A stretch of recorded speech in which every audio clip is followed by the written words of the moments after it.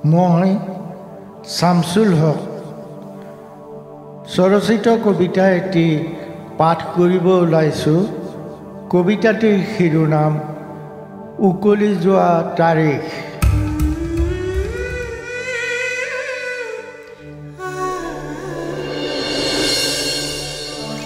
যিমানে কঠিন নহওক কিয় খামুকৰ খোলা, সীমা পাৰ হোৱাৰ পৰত দেখোঁ ইখত বেকা হাঁহি এটি মাৰি খোলাটোহে এৰি থৈ যায়।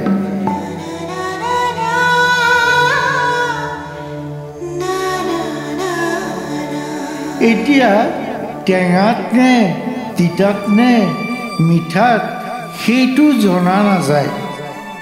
সেই সীমাটো কোনেও খুচিমতে দীঘল কৰি ল'ব নোৱাৰে।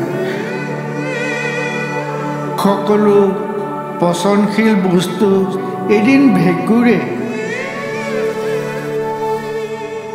টেঙা হয়। উকলি যোৱা তাৰিখটো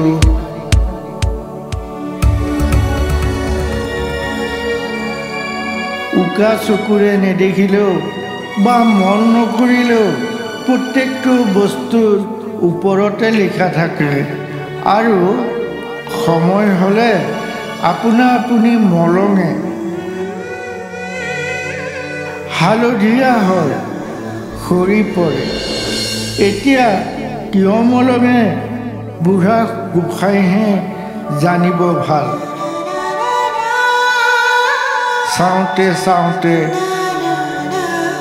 সকলোবোৰ টুটি আহে।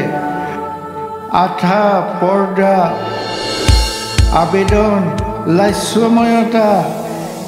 এতিয়া বকৰাণীত সিজু গছ গজি উঠা দেখোঁ। ম্যাদ যোৱাৰ আগতে কাৰোবাৰ কামত অহা হ'লে অন্তত